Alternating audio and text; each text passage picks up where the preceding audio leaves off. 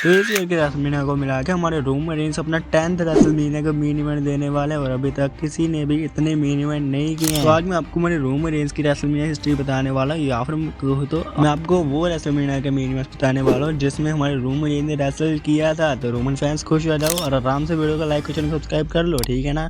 तो जहाँ पे हमारे रोमन रेंस अपना सबसे पहला मेन इवेंट करते हैं रेसलमेनिया 31 को 2015 में, जहाँ पे वो रेसल करते हैं ब्रॉक लेसनर के साथ। हाँ, ये वही रेसलमेनिया था जहाँ पे बाद में हमारे सेथ रोलिंस अपना money in the bank cash in कर देता है। तो हाँ, भले ये वैसे एंड तो नहीं हुआ था ज़्यादा सभी लोग चाह रहे थे, लेकिन हाँ यहाँ पे हमारे सेथ रोलिंस न्यू चैम्पियन बनते हैं, जो कि काफ़ी ज़्यादा ग्रेट स्टोरी लाइन थी तब के टाइम पे, क्योंकि वहाँ पे सभी को ऐसा लग रहा था कि रोमन रेंस चैम्पियन बनेंगे, लेकिन वहाँ पे सेथ रोलिंस चैम्पियन बन जाता है, जो कि आउट ऑफ माइंड था। और फिर इसके बाद अगेन रोमन रेंस फाइट करते हैं रेसलमेनिया 32 में मेन इवेंट करते हैं, जहाँ पे वो फाइट करते हैं ट्रिपल एच के साथ for the world heavyweight championship. और यहाँ पे ना हमारी ट्रिपल एच रोमन रेंस की स्टोरी लाइन एकदम नेक्स्ट लेवल की चल रही थी। मतलब यहाँ पे रोमन रेंस कभी ट्रिपल एच की गेम बजा रहे थे, कभी ट्रिपल एच रोमन रेंस को रॉयल रंबल से एलिमिनेट कर रहे थे। इसी स्टोरी लाइन के बीच हमें यहाँ पे रेसलमेनिया में इन दोनों का मैच तो देने के लिए मिलता है, जहाँ पे मैच के बीच हमारे रोमन रेंस एक स्पीयर भी जड़ देते हैं स्टेफनी मैकमैन को। तो हाँ, अगर पत्नी को पड़ी है फिर पति को भी पड़ जाती है स्पीयर, और यहाँ पे रोमन रेंस बन जाते हैं हमारे न्यू वर्ल्ड हैवीवेट चैंपियन और हरा देते हैं ट्रिपल एच को। लेकिन यहाँ पे यह सिलसिला खत्म नहीं होता है। फिर इसके बाद अगेन रोमन रेंस रेसलमेनिया 33 को मेन इवेंट करता है, जहाँ पे वो फेस करता है अंडरटेकर को। और मेरे हिसाब से अगर आप पूछोगे ना, तो यहीं से हमारे रोमन रेंस को बू मिलना शुरू हुआ था, क्योंकि यहाँ पे जब रोमन रेंस आते हैं हमारे the dead man the Undertaker को 21-2 करते हैं उनके स्ट्रीक में, वहाँ पे फिर भाई फैंस उन्हें देखना पसंद नहीं कर रहे थे, जहाँ पे उनके लिए यूज तक के नारे लगने शुरू हो गए थे। और इसके अलावा और भी कई सारी चैंस लगने शुरू हो गए थे, जहाँ पे कोई भी फैन रोमन रेंस को पसंद नहीं कर रहा था, क्योंकि उन्होंने हराया था अंडरटेकर को। वैसे मेरे हिसाब से तब तो किसी को पता भी नहीं हुआ कि ये जिस बंदे ने हराया अंडरटेकर को, ये आगे जाके ट्राइबल चीफ बनेगा। और फिर इसके बाद हमारे रोमन रेंस अगेन रेसलमेनिया 34 को मेन इवेंट करते हैं 2018 में, जहाँ पे वो फाइट करते हैं ब्रॉक लेसनर के साथ अगेन।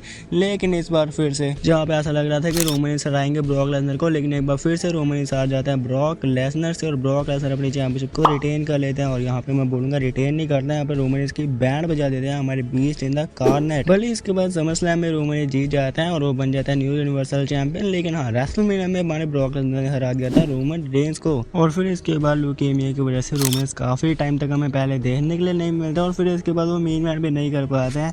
लेकिन फिर इसके बाद अगेन 2021 में हमारे रोमन रेंस मेन इवेंट करते हैं रेसलमेनिया 37 को, जहाँ पे वो फेस करते हैं एज और डैनियल ब्रायन को।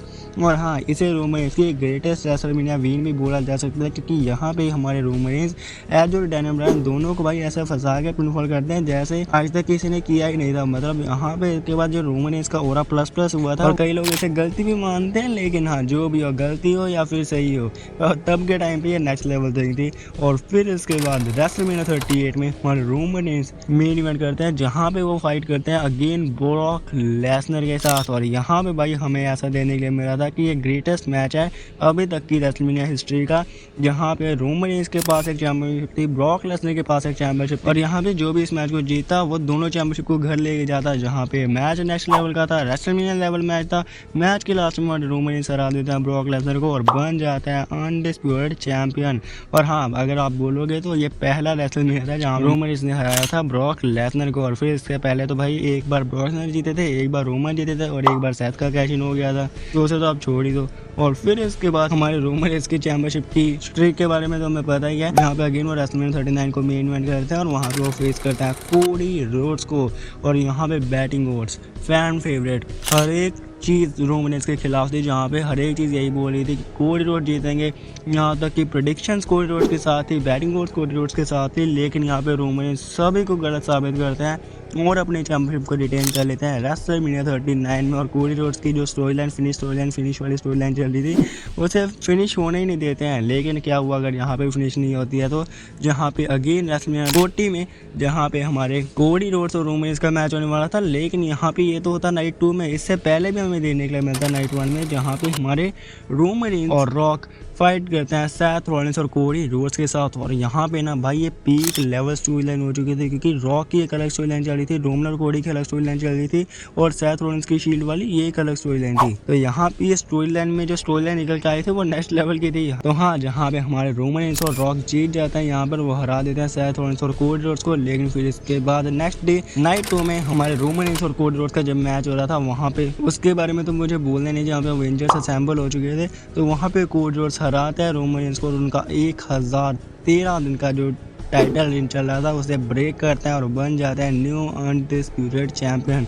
और अगर आप सच्ची पूछोगे तो यहीं से भाई कोडी रोड्स ने हमें बोर करना शुरू किया था। इसके बाद जहाँ पे यहाँ पे तो मज़ा आया था, लेकिन इसके बाद जो कोडी रोड्स ने लंका लगाई है ना WWE की, उसके बारे में तो मुझे बोलने की ज़रूरत भी नहीं है। लेकिन फिर इसके बाद अगेन रोमन रेंस रेसलमेनिया 41 में फाइट करते हैं CM पंक और सेथ रॉलिंस का, जहाँ पे इस मैच में पॉल हेयमन दोनों बंदों को धोखा दे देते हैं रोमन रेंस और CM पंक को, जहाँ पे वो जुड़ जाते हैं सेथ रॉलिंस के साथ। तो यहाँ पे हमारे रोमन रेंस बेचारे लगातार 2 रेसलमेनिया में हार चुके थे और अब रेसलमेनिया 42 में अगेन रोमन रेंस फेस करने वाला है CM पंक को for the world heavyweight championship. अब देखते हैं वहाँ भी रोमन रेंस जीत पाते हैं या फिर नहीं CM पंक से। बाकी अगर आपको मेरी प्रेडिक्शन जाननी तो आपकी स्क्रीन के ऊपर एक वीडियो आ रही होगी, जाके उसे जरूर से चेकआउट कर लेना। और आपको रोमन रेंस का कौन सा रेसलमेनिया मैच सबसे ज़्यादा पसंद आया वो भी जरूर से नीचे कमेंट करके बता देना। जान पे लाइक सब्सक्राइब जरूर से कर देना। फिर से बोलो, मिलते हैं नेक्स्ट वीडियो में, बाय बाय।